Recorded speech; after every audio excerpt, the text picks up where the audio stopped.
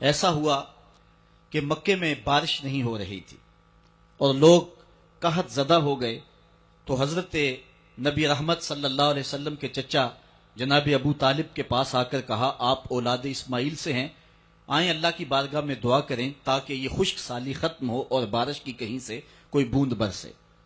فرمایا آؤ چلو صحن حرم میں چلتے ہیں، تم بھی اللہ کی بارگاہ میں دعا کرو، میں بھی اللہ کی بارگاہ میں دعا کرتا ہوں۔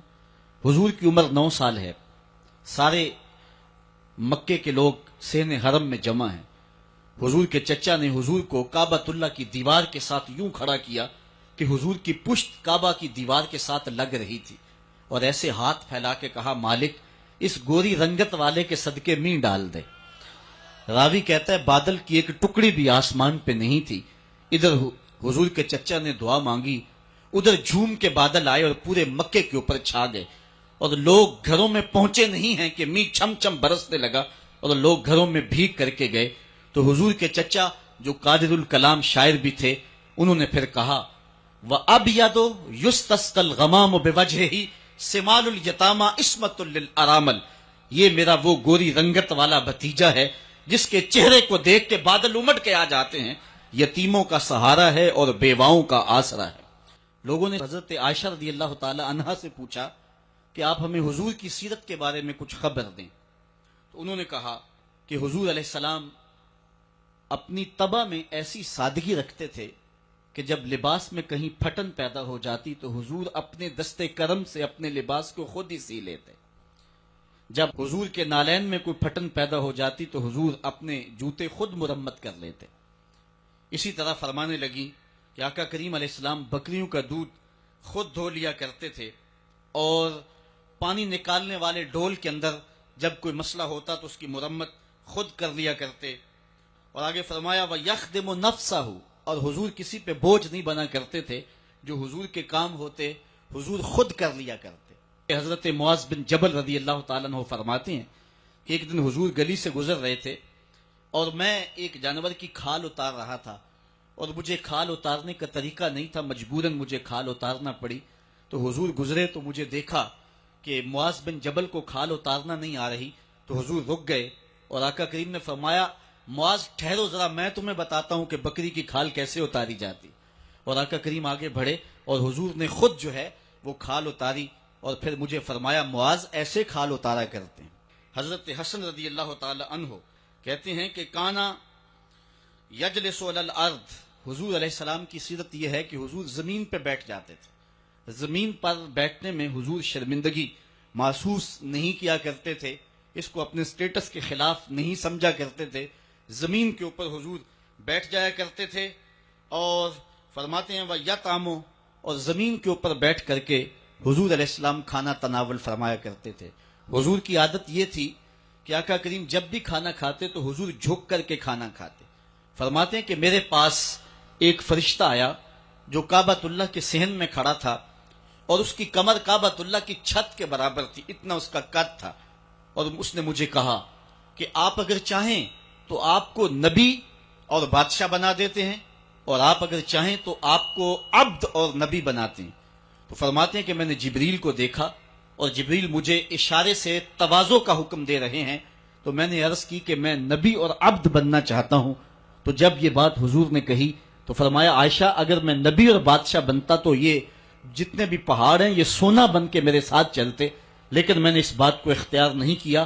اور اس کے بعد حضور علیہ السلام جب بھی کبھی کھانا کھاتے تو حضور جھک کر کے کھاتے، جس طرح مالک کی دہلیز سے خیرات ملتی ہے اور کوئی خادم اس کو جو ہے وہ شکرانے کے طور پہ جو ہے وہ انتہائی عجز کے ساتھ کھاتا ہے، ساری زندگی حضور نے کھاتے اور پیتے ہوئے تکیہ نہیں لگایا، ہاتھ میں پلیٹ پکڑ کے اکڑ کے یا ٹہل کر کے یا جو ہے وہ بالکل سیدھے ہو کے نہیں، تھوڑا سا جھک کر کے بغیر تکیے کے حضور علیہ السلام کھانا کھانا پسند فرمایا کرتے تھے، اور فرماتے میں اس طرح کھاتا ہوں جس طرح بندے کھاتے ہیں، اور میں اس طرح بیٹھتا ہوں جس طرح اس کے عبد اور اس کے بندے بیٹھتے ہیں۔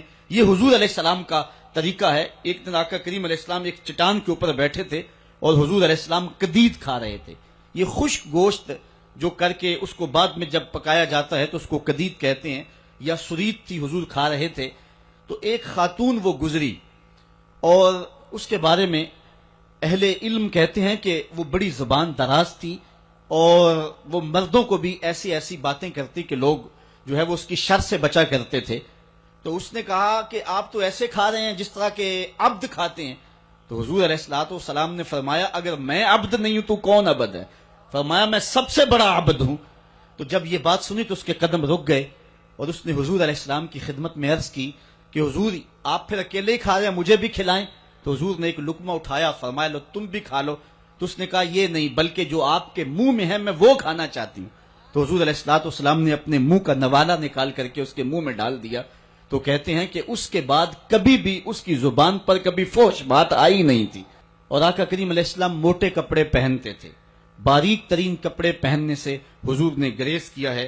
اور یہ علامت تکبر ہے کہ باریک ترین لباس پہنا جائے. تو حضور موٹا لباس پہنتے تھے. وَيَرْكَبُ الْحِمَارَ، اور آقا کریم علیہ الصلوۃ والسلام دراز گوش کے اوپر سوار ہوتے تھے.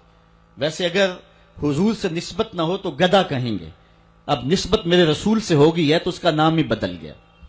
بلکہ حضور علیہ السلام جس دراز گوش کے اوپر سوار ہوتے تھے اس کا نام یافور تھا، اور اہل محبت اس کو محبت سے حضرت یافور کہتے ہیں.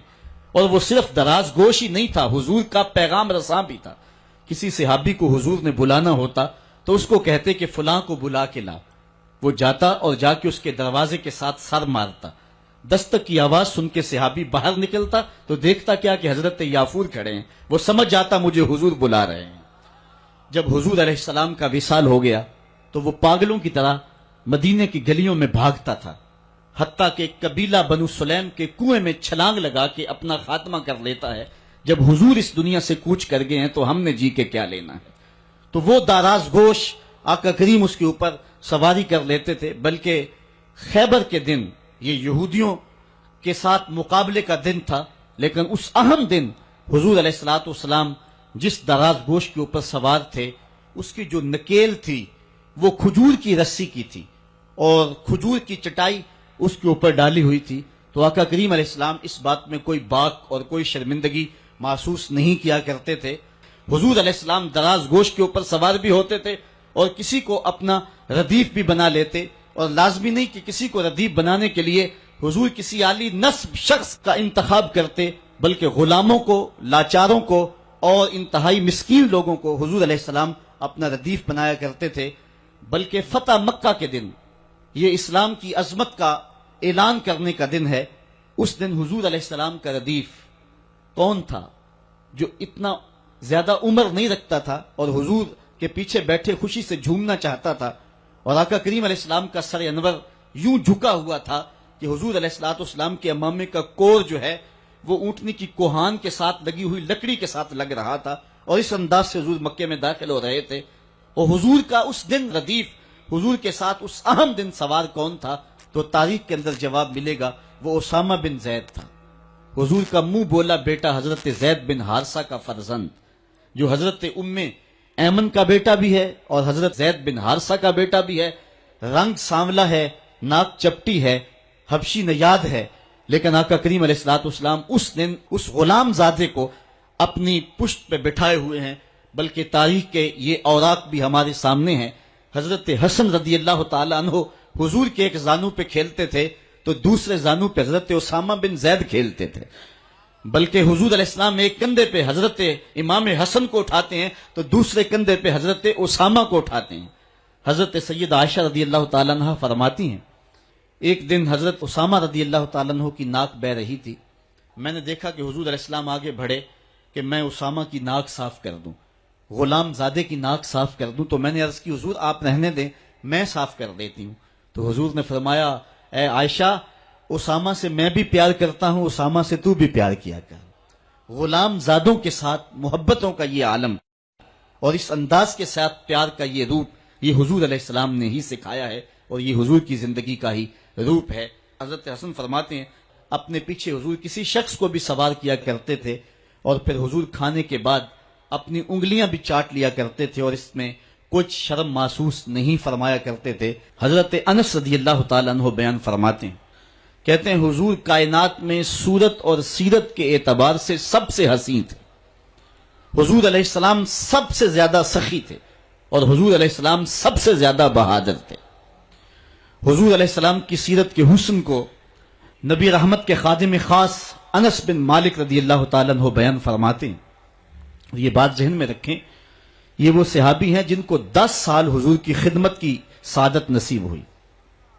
8 سال کی عمر تھی کہ جب حضور مدینے میں تشریف لائے تو حضرت ام سلیم جو حضرت انس کی والدہ ہیں حضور کی خدمت میں انہیں پیش کر گئے، حضور یہ بیٹا ہے، گھر کا کام کاج کیا کرے گا، ضرورت پڑے تو اس کو کہیں بھیج لیا کرنا، یہ آپ کی نوکری کیا کرے گا۔ 10 سال حضور مدینے میں گزارے تو حضرت انس نے 10 سال حضور کی نوکری کی۔ کہتے ہیں خدمت النبی صلی اللہ علیہ وسلم 10 سنین، میں نے پورے 10 سال حضور کی نوکری کی ہے۔ حضور علیہ السلام کی عادت کریمہ یہ تھی کہ 10 سال میں ایک بار بھی ایسا نہیں ہوا کہ حضور نے مجھے کبھی جھڑکا ہو، اور کبھی یہ بھی نہیں ہوا کہ میں نے کوئی کام کیا ہو اور وہ کام درست نہ ہو، حضور کے مزاج کے خلاف ہو، تو آقا کریم نے کہا ہو کہ یہ کام کیوں کیا، اور کبھی حضور نے کسی کام کے کرنے کا کہا ہو اور میں نے نہ کیا ہو تو حضور نے کہا ہو کہ یہ کام تم نے جو ہے وہ کیوں نہیں کیا۔ حضور کبھی انس کہتے تھے، کبھی انیس کہتے تھے۔ حمزہ نامی ایک بوٹی تھی، حضرت انس کبھی پہاڑوں سے توڑ کے لاتے اور بچوں کو کھلا دیتے، تو حضور کبھی ابو حمزہ بھی کہہ دیتے، کبھی یا ذل اذنین، اے 2 کانوں والے، یوں کہہ کے بھی پکارتے۔ خادموں سے خدمت ہی لی جاتی ہے، ان کے ناز کوئی نہیں دیکھتا، لیکن حضرت انس رضی اللہ تعالیٰ عنہ کی کہانی سنیے۔ فرماتے ہیں میں بالکل بچہ تھا، ایک دن حضور نے مجھے کسی کام کے لیے بھیجنا چاہا اور فرمایا انس فلاں جگہ جاؤ، تو میں دل میں پکا ارادہ کیا کہ میں ضرور جاؤں گا، لیکن میں نے لاٹ سے کہا کہ میں نہیں جاؤں گا، لیکن دل میں عزم یہ تھا کہ میں ضرور جاؤں گا۔ کہتے ہیں کہ میں چلا گیا، راستے کے اندر بچے کھیل رہے تھے اور میں ان کی کھیل دیکھنے میں مصروف ہو گیا۔ آقا کریم علیہ الصلوۃ والسلام نے جس کام کی طرف مجھے بھیجا تھا، باوجود عزم رکھنے کے میں ادھر نہ جا سکا اور بچوں کے کھیلنے کی اس کیفیت کے اندر میں بھی لگ گیا۔ کہتے ہیں تھوڑی دیر ہوئی تو کسی نے آ کر مجھے پیچھے سے گدی سے پکڑ لیا، میں نے پلٹ کے دیکھا فائزہ ہوا رسول اللہ صلی اللہ علیہ وسلم، تو وہ اللہ کے رسول صلی اللہ علیہ وسلم تھے۔ تو آقا کریم علیہ السلام نے فرمایا کہ اے انس، میں تجھے جس کام کے لیے بھیجا ہے تم گئے نہیں ہو، تو میں نے عرض کی حضور میں بس جانے ہی لگا ہوں۔ تو اس طرح سے غلام ہو کر بھی حضور کے ساتھ یوں لاڈ اور ادائیں کر لیا کرتے تھے، بلکہ حضور علیہ السلام کے ایک صحابی تھے، آقا کریم علیہ السلام کے ساتھ مزاح کر لیا کرتے تھے، نام ظاہر تھا، ایک بستی کے رہنے والے تھے، وہاں سے آتے اور حضور کی خدمت کے اندر ہدیے پیش کرتے، آقا کریم شہر کی چیزیں انہیں عنایت کرتے۔ ایک دن وہ بازار میں گھاس بیچ رہے تھے، حضور پیچھے سے گئے چپکے سے اور جا کے حضور نے ان کی کولی بھر لی۔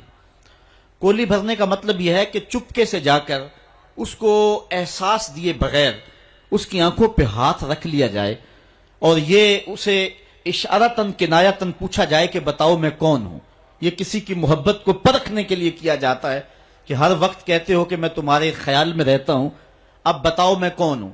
تو حضرت ظاہر گھاس بیچ رہے تھے، حضور پیچھے سے گئے اور چپکے سے جا کے ان کی آنکھوں پہ ہاتھ رکھ لیا۔ اب حضور کے ہاتھ آنکھوں پہ آئے ہوں اور پتہ نہ چلے کس کے ہاتھ آئے ہیں، اللہ اکبر، لیکن حضرت ظاہر نہیں بولتے۔ میں کہتا ہوں انہوں نے کبھی بھی نہیں بولنا تھا۔ میاں صاحب نے کیا خوب کہا کہ سفنے دے وچ ماہی ملیا تے گل وچ پا لیاں باواں تے ڈر دی ماری اکھ نہ کھولا متا پھر وچھڑ نہ جا۔ بلکہ جب انہیں یقین ہو گیا کہ میرے حضور ہیں تو انہوں نے اپنی پشت پیچھے کر کے حضور کے سینے سے جوڑ کے رگڑنا شروع کر دی۔ پھر حضور نے خود فرمایا کہ اس غلام کو کون خریدے گا؟ اس نے عرض کی حضور مجھے کس نے خریدنا، میں تو بہت سستا ہوں۔ فرمایا تو اللہ کے نزدیک بہت مہنگا ہے۔ اس طرح ایک اور صحابی کے بارے میں آتا ہے کہ وہ حضور سے مزاح کر لیا کرتا تھا، آقا کریم علیہ الصلوۃ والسلام کے لیے مختلف تحائف لا کے پیش کرتا، وہ گھی یا کوئی تیل یا بازار سے منڈی سے کوئی نیا پھل آتا تو خرید کے حضور کی خدمت میں پیش کر دیتا۔ آقا کریم اس تحفے کو قبول فرما لیتے، خود بھی کھاتے، صحابہ کو کھلاتے، اس کو دعا دیتے۔ 2-4 دن کے بعد جس سے سودا لیا ہوتا، ادھار لیا ہوتا، وہ پیسے مانگتا، بازو سے پکڑ کے حضور کی خدمت میں لے آتا، حضور یہ پرسوں ترسوں آپ نے وہ چیز نہیں کھائی تھی، وہ پھل نہیں استعمال فرمایا تھا، یہ اس کی قیمت مانگ رہا ہے۔ حضور فرماتے تو نے مجھے تحفہ نہیں دیا؟ عرض کرتا غریب آدمی ہوں، تحفہ کیسے دے سکتا ہوں، میں نے سوچا سب سے پہلے حضور ہی کھائیں گے۔ تو حضور قیمت بھی ادا کر دیتے اور خوش بھی ہوتے اور دعائیں بھی دیتے۔ تو یہ حضور کا انداز کرم ہے. حضرت ابو ہریرہ فرماتے ہیں کہ حضور ہم سے کھیل کود کر لیا کرتے تھے. میں نے ایک دن کہا یا رسول اللہ انکا تداعبنا، آپ ہم سے کھیل کود کر لیتے ہیں؟ تو حضور نے فرمایا کہ میں کھیل کود کے اندر بھی سوائے حق کے علاوہ کچھ نہیں کہتا. میں تم سے مزاح بھی کر رہا ہوتا ہوں، میری زبان پر حق اور صداقت ہی جاری رہتی ہے. تو حضرت عائشہ فرماتی ہیں میں نے حضور سے زیادہ مسکرانے والا شخص زمانے میں دیکھا ہی نہیں. کثرت کے ساتھ حضور علیہ السلام مسکرایا کرتے تھے. حضرت عبداللہ ابن مسعود رضی اللہ تعالیٰ عنہ سے ایک روایت سنیے. وہ فرماتے ہیں کہ ایک دن حضور تشریف فرما تھے اور کوئی شخص آیا تو اس نے اچانک جب حضور کو دیکھا تو اس کا بدن تھر تھر کانپنے لگا. چونکہ حضور علیہ الصلوۃ والسلام اپنے دھیان بیٹھے ہوئے تھے اور حضور کے چہرے پہ مسکراہٹ کا وہ جو معمول تھا وہ نہیں تھا، تو وہ حضور کے چہرے کے جلال کی تاب نہ لا سکا. اس کا بدن جو ہے وہ تھر تھر کانپنے لگا. تب حضور نے اس کی جانب دیکھا اور حضور علیہ السلام مسکرائے اور آقا کریم علیہ السلام نے فرمایا ہوّن علیک، کہا سکون کرو، نہ کانپو، میں کوئی بادشاہ تھوڑا ہوں. اور پھر حضور نے فرمایا میں تو قریش کی اس عورت کا بیٹا ہوں جو سوکھے ہوئے گوشت کو چبا چبا کے کھایا کرتی تھی.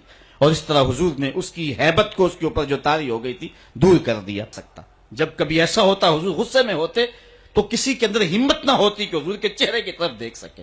حضور کے دو ابروؤں کے درمیان ایک رگ تھی جسے رگ ہاشمیت اعلی حضرت نے کہا ہے. جب غصے میں آتے تو وہ پھڑکتی اور کسی کے اندر ہمت نہ ہوتی کہ حضور کے چہرے کے جلال کو دیکھ سکے. ایک صحابی کہتے ایک دن حضور منبر پہ جلوہ فراز ہوئے. حضور نے فرمایا والذی نفسی بیدہ، مجھے قسم ہے اس رب کی جس کے قبضے میں میری جان ہے. ایسے جلال سے کہا کہ ہمارے اوپر روب طاری ہو گیا اور ہماری آنکھوں سے آنسو بہنے لگے.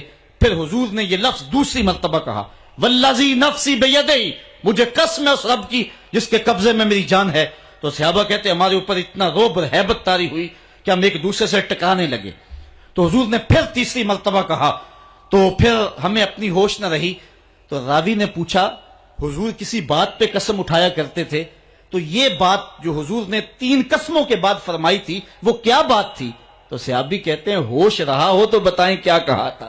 ہمیں تو ہوش ہی نہیں رہا تھا. اس لیے آقا کریم علیہ الصلوۃ والسلام جو ہیں وہ تبسم فرما کے لوگوں کی تسکین کا سامان کیا کرتے تھے. میرے امام کہتے ہیں جس کی تسکین سے روتے ہوئے ہنس پڑیں اس تبسم کی عادت پہ لاکھوں سلام. اور آقا کریم علیہ السلام کی طبیعت کی سادگی ایسی ہے کہ بعض کا مکے کی چھوٹی بچیاں حضور کے پاس آ جاتی اور آقا کریم کو ہاتھ سے پکڑ لیتی اور جدھر چاہتی لے جاتی. حضور کبھی ہاتھ نہیں چھڑایا کرتے تھے جب تک ان کا کام نہیں کر دیا کرتے تھے. حضرت انس روایت کرتے ہیں کہ مدینے میں ایک خاتون تھی جس کا توازن عقلی کچھ ٹھیک نہیں تھا. لوگ اس کو دیکھ کے راستہ بدل لیا کرتے تھے. جس کے پاس کھڑی ہو جاتی پھر جان نہیں چھوڑتی تھی. ایک دن وہ حضور کی خدمت میں حاضر ہوتی ہے اور عرض کرتی ہے حضور میں نے آپ سے کوئی بات کرنی ہے. حضور فرمایا کرو. یہاں نہیں کرنی. کہاں کرنی ہے؟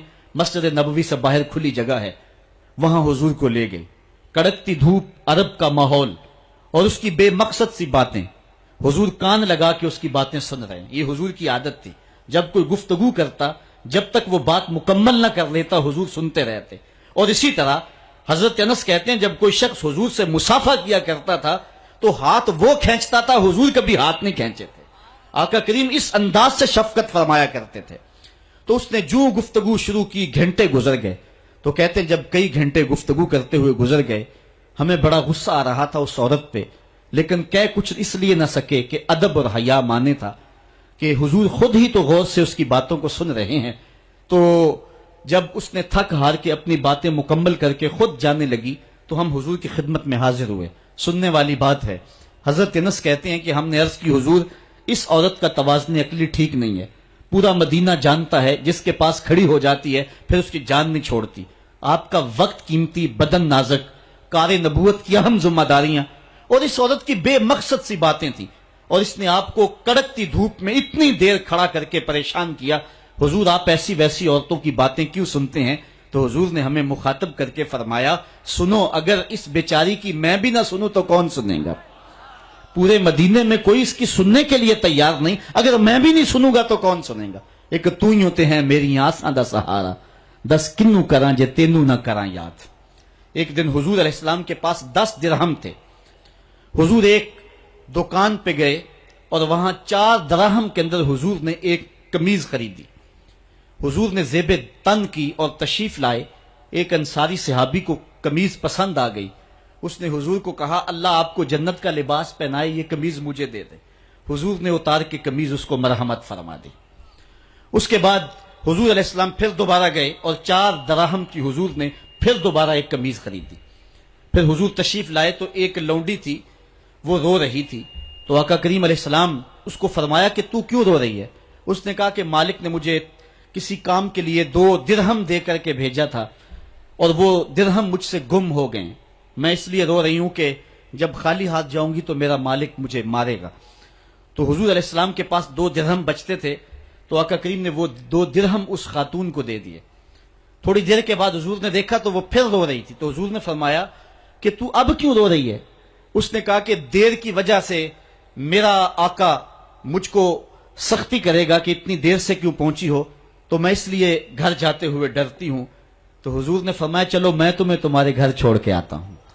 آقا کریم علیہ الصلوۃ والسلام اس کنیز کے ساتھ اس کے آقا کے دروازے پر پہنچے, اور آقا کریم کی عادت یہ تھی جب کسی کے دروازے پر جاتے تو 3 مرتبہ بلند آواز سے السلام علیکم بھی کہتے اور دستک بھی دیتے.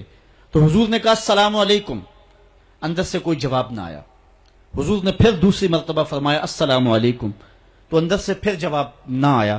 تو تیسری مرتبہ حضور نے پھر کہا السلام علیکم, تو اندر سے وعلیکم السلام کا جواب آیا. انہوں نے فوراً دروازہ کھول دیا اور کہا کہ ہمارے مقدر کہ آپ ہمارے گھر تشریف لائے.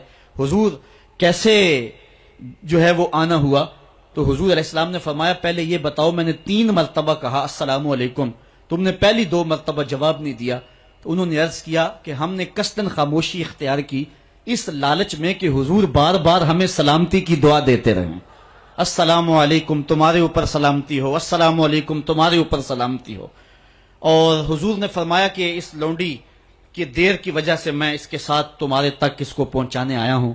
تو انہوں نے حضور کے ان غلاموں نے کہا ہیا حرۃ لوجہ اللہ, حضور آپ اس کے ساتھ آئے ہیں, اللہ کی رضا کے لیے ہم لونڈی کو آزاد کرتے ہیں. ایک شخص نے یورپ میں اسلام قبول کیا تو اسے پوچھا گیا کہ اسلام کی کس قدر نے تجھے متاثر کیا ہے؟ تو وہ کہنے لگا کہ سیرت کا صرف ایک واقعہ میری ہدایت کا سبب بن گیا. وہ کون سا واقعہ تھا جو تیرے لیے رہنمائی کا سبب بنا؟ اس نے کہا حضور کی مجلس لگی ہے, لوگوں کا ہجوم ہے, ایک آدمی اٹھ کے کھڑا ہوتا ہے حضور میرا بیٹا 2-3 دن سے گم ہے, مل نہیں رہا, آپ دعا کر دیں وہ مجھے مل جائے. قبل اس سے کہ حضور دعا کے لیے ہاتھ اٹھاتے اور اس کا بیٹا مل جاتا اور دعا باب اجابت تک پہنچتی. ایک دوسرا شخص جو دیر سے آیا تھا وہ دروازے پہ کھڑا ہو گیا, عرض گزار ہوا حضور میں اس کے بچے کو شکل سے پہچانتا ہوں, فلاں باغ میں بچوں کے ساتھ ابھی ابھی میں نے کھیلتے ہوئے دیکھا ہے. باپ نے جب سنا تو دوڑ لگا دی, 3 دن سے بچھڑا ہوا تھا, بیٹے ملنے کی خبر اس کو تڑپا گئی. حضور علیہ الصلوۃ والسلام نے فرمایا سے بلاؤ. بلایا گیا, فرمایا بہت جلد ہے. جی حضور آپ جانتے ہیں کہ ایک باپ کے جذبات کیا ہوتے ہیں, بیٹا بچھڑا ہے, 3 دن گزر رہے ہیں, الگ تڑپ رہا ہوں, اس کی ماں بے چین ہے, 3 دن سے کچھ کھایا نہیں کچھ پیا نہیں.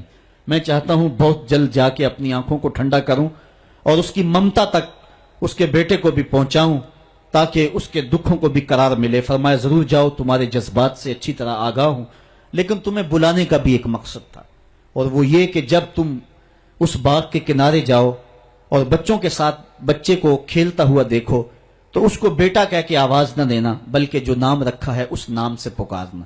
عرض کی حضور میرا بیٹا ہے, اگر بیٹا کہہ کے پکاروں گا تو حرج بھی کیا ہے؟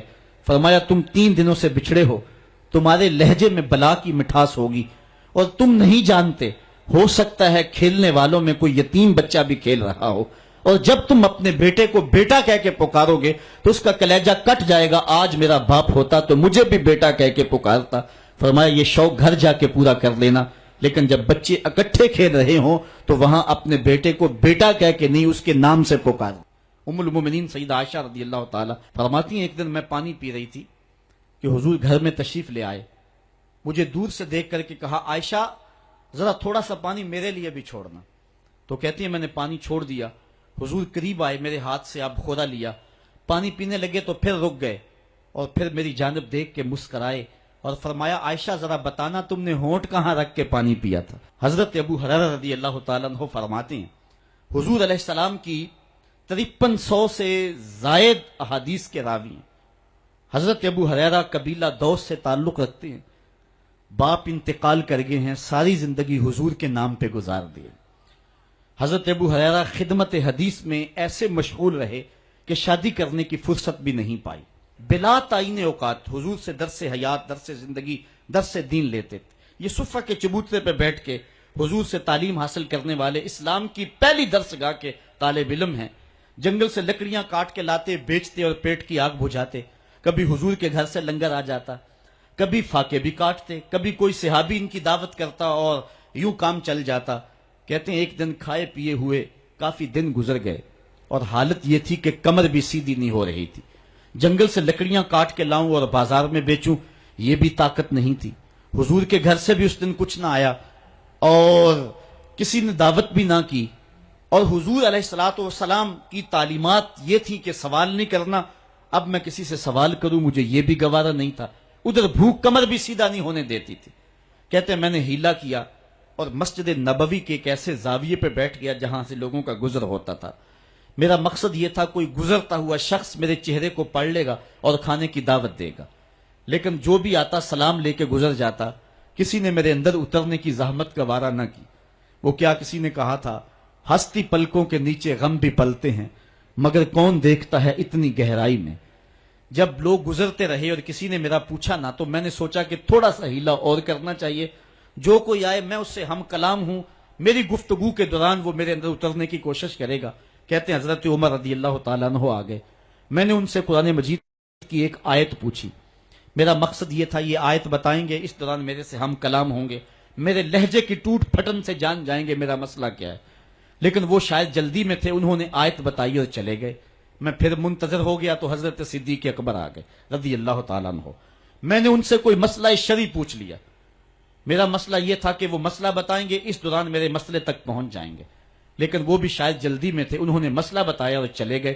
میں سوچا میرا مسئلہ تو حل نہ ہوا، اب میں منتظر تھا کہ اب کون آئے گا۔ تو ایک جانب سے روشنی اٹھی اور دل و قلب و نگاہ کا مرشد اولین آ گیا۔ حضور تشریف لے آئے۔ میں نے حضور سے بھی کوئی مسئلہ ہی دریافت کر لیا۔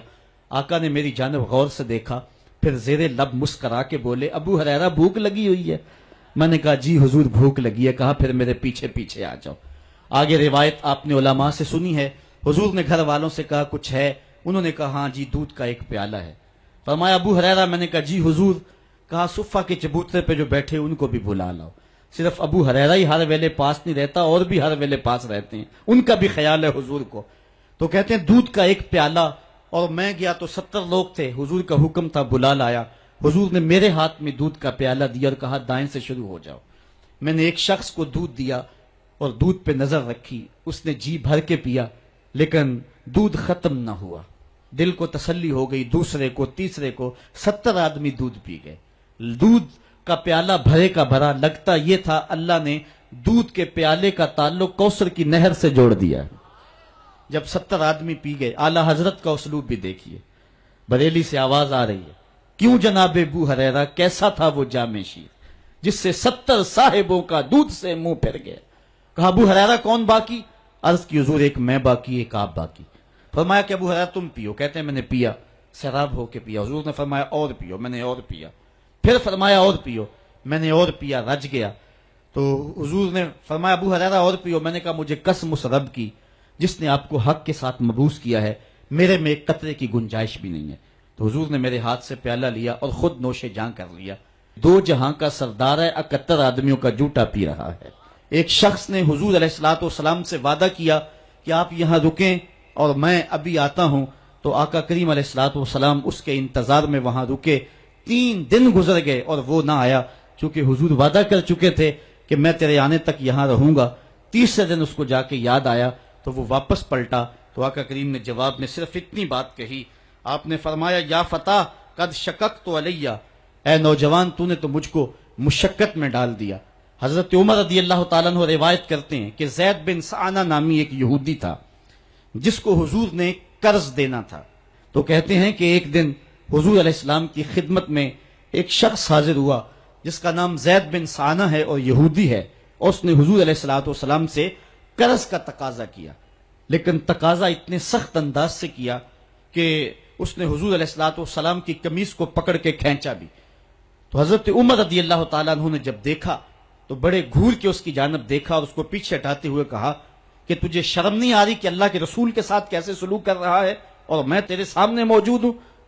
تو حضرت نبی رحمت صلی اللہ علیہ وسلم نے حضرت عمر کو کہا، عمر مجھے تجھ سے اس بات کی توقع نہیں تھی۔ ذرا غور کیجئے حضور علیہ السلام کی اس سیرت کے انداز کو۔ ایک شخص آ رہا ہے اور حضور سے سختی کر رہا ہے، ابھی حضور کو قرض لٹانے کی جو تاریخ ہے اس میں بھی 4 دن باقی رہتے ہیں اور وہ ناجائز سختی کر رہا ہے۔ حضرت عمر رضی اللہ تعالیٰ عنہ نے جب اس کو گھورا اور سختی کی تو حضور علیہ السلام نے فرمایا، عمر مجھے تیرے سے اس بات کی توقع نہیں تھی، تمہارا کام تو یہ تھا کہ مجھے حسن ادا کی تلقین کرتے کہ اچھے انداز سے قرض واپس کرو، اور اس کو جو ہے وہ نرمی کی تلقین کرتے، اور پھر آقا کریم علیہ السلام نے فرمایا اس کا قرض ادا کر دو، اور اے عمر جو تم نے اس کو گھورا ہے اس کے بدلے میں 20 وسق زیادہ کھجوریں بھی تم اس کو دو گے۔ ایک شخص حضور کی خدمت میں حاضر ہوا اور اس نے سوال کیا، 2 پہاڑوں کے درمیان جتنی جگہ ہوتی ہے اتنی بکریاں تھی حضور کے پاس، حضور نے ساری اس کو عطا کر دی۔ وہ واپس جا کے اپنی قوم سے کہنے لگا کہ محمد عربی ایسا شخص ہے اتنا عطا کرتا ہے کہ پھر کمی کا شائبہ ہی باقی نہیں رہتا ہے۔ مولا کائنات فرماتے تھے جب جنگ کی بھٹی گرم ہوتی تو ہم دیکھتے کہ سب سے آگے بڑھ کر حملہ کرنے والے محمد عربی ہی ہوا کرتے تھے، اور ہم حضور علیہ السلام کی اوٹ میں ہوا کرتے تھے۔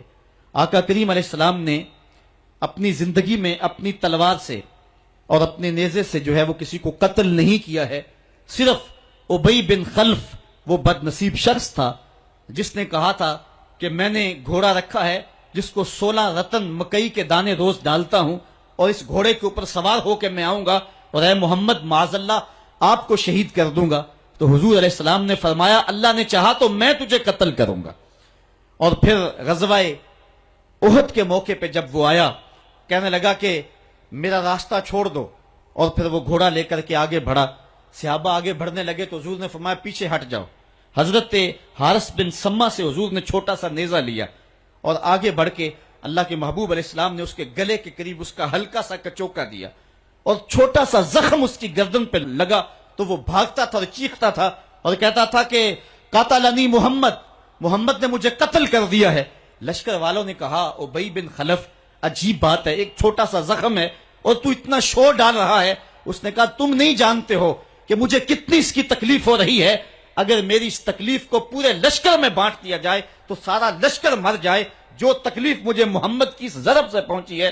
اس نے کہا مجھے محمد نے کہا تھا کہ تجھے میں قتل کروں گا، اس نے تو پھر مجھے نیزہ مارا ہے، مجھے یقین ہے کہ اگر وہ میری جانب غصے سے تھوک بھی دیتا میں پھر بھی نہ بچ سکتا۔ حضرت نبی رحمت صلی اللہ علیہ وسلم غزوہ حنین کے موقع پہ آپ دیکھیں سفید خچر کے اوپر سوار ہیں اور ایک پہاڑی درے میں کافر گھات لگائے بیٹھے تھے۔ جب اچانک انہوں نے تیر اندازی کی تو لشکر اسلام میں بھگدڑ مچ گئی۔